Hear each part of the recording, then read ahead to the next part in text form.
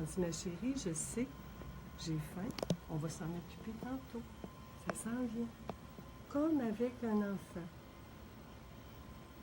Il y en a pour qui, dans les personnes que je coach, il y en a une, elle, c'est une garderie, son esprit. Et ses pensées, c'est des enfants. L'enfant, il veut quelque chose, il veut tout de suite, maintenant.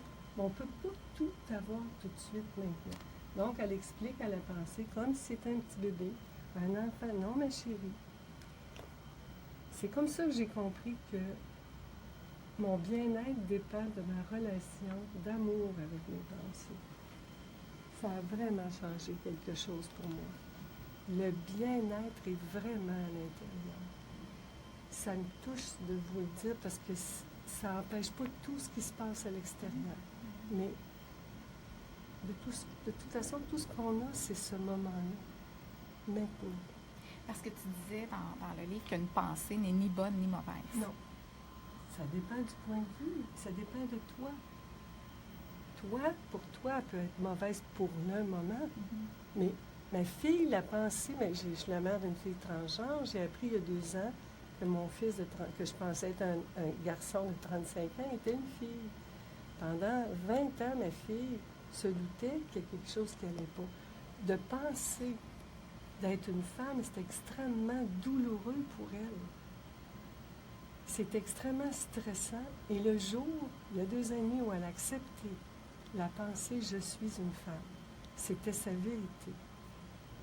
Là, la pensée « je suis un homme » était extrêmement stressante.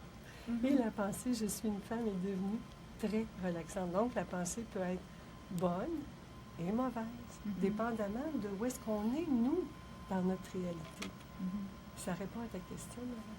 Oui, mais je me dis que quand on est rempli de pensées, on en a beaucoup, en tout cas, je vais parler pour moi. Fait que donc, de comprendre qu'elles sont ni bonnes ni mauvaises, ben j'ai des pensées pas le fun, là, qui sont mauvaises. Fait que comment je fais pour réaliser que finalement, elle est neutre, que c'est ni bon ni mauvais? C'est tout un exercice. En fait, on commence par les pensées bonnes, c'est pas les pensées qui nous préoccupent le plus. Là. Les bonnes pensées, on cohabite avec, on s'en rend même pas compte. C'est surtout les pensées qui nous paraissent mauvaises, parce que tout à l'heure, on a dit que, au début, tu l'as dit, tu vivais les effets de ta pensée. Les émotions, les sensations, tout ce qu'on sent dans notre corps, on le ressent. J'appelle ça les effets secondaires d'une pensée. Donc, si je crois que je ne suis pas correcte, si j'ai mal au ventre, j'ai mal au cœur, j'ai les mains moites, je ne me sens pas bien, c'est la preuve que je suis en train de croire une pensée que j'aime pas. Là. Puis cette pensée-là a besoin de mon attention.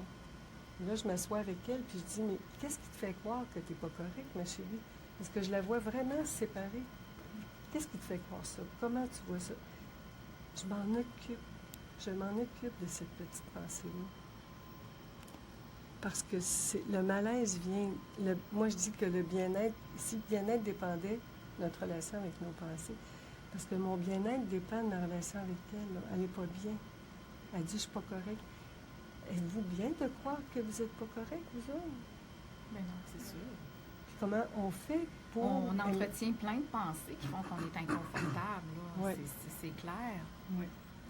Mais je pense que toi, de ce que tu nous exprimes, c'est que tu as pris l'habitude de dire stop ma pensée, puis tu la regardes. Oui. Je la regarde puis tu te questionnes sur cette pensée-là. Exact. Puis c'est ça exactement, je la prends une à la fois. Sinon, on n'en vient pas à bout.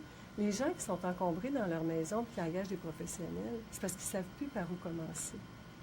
Mais le professionnel va arriver, l'expert en désencombrement, là, comme on a mis Jocelyne Bien, qui vient chez nous faire des miracles. Qui est chroniqueuse ici. Qui est chroniqueuse ici. Bien, Jocelyne, moi, je la salue parce qu'elle fait des... Moi, je ne sais pas par où commencer. Elle est en train elle a entrepris mon sous-sol, ma collection Star Wars. Et ce que je vois... Moi, je ne sais pas par où commencer, mais Jocelyne arrive, puis elle, déjà dans sa tête, elle sait comment on va désencombrer. On en prend un objet à la fois. Est-ce que cet objet-là, je suis bien avec? Qu'est-ce que je veux faire? Je le garde, je le modifie, je le recycle. On fait la même chose avec nos pensées, mais on les prend une à la fois. Et comme tu dis, pour l'arrêter, il y a juste un moyen que je connais. L'écrire. J'en connais pas d'autre. Moi, j'ai des cahiers. Jocelyne était impressionnée, puis j'en ai des tonnes, des tablettes de cahiers. J'écris mon journal de gratitude depuis 20 ans, j'en ai 26. Et je recommande à tous mes clients, tout le monde que je coach, mes amis, qui veut l'entendre, puis même ceux-là qui ne veulent pas l'entendre, de l'écrire. Parce que quand on écrit la pensée, je ne suis pas correct. OK? Là, je l'écris, là. Je ne suis pas correct. On fait comme dans Harry Potter avec la pensée. On la sort de notre tête, puis on la met devant nous. Puis une fois, un matin, j'avais fait ça avec une pensée, en pleine nuit, en fait, parce que je faisais de l'insomnie. J'avais beaucoup de pensées qui me gardaient réveillée. Puis il y en a une qui est arrivée, je les ai écrites, puis il y en a une qui est arrivée, puis elle dit « Ah, c'est drôle! Finalement, une pensée, c'est juste un bout de papier! »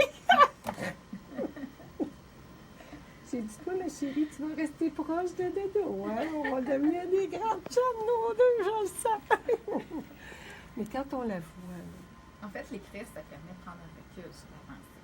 Puis de changer la perspective qu'on a d'elle. ouais, l'écrire, là, c'est que ça va vite une passée sur l'autoroute de l'esprit. Ouais. C'est que toi, en tant que génie, c'est toi qui es le berger des pensées. C'est toi, en fait, la police sur l'autoroute. Tu donnes, t'arrêtes la pensée, tu lui donnes une contravention, ça la fait réfléchir. Mais le génie, son rôle, c'est lui qui est le libre arbitre pour moi, qui décide. Est-ce que je crois à cette pensée-là ou je la crois pas? Alors là, je la regarde. Je ne suis pas correcte.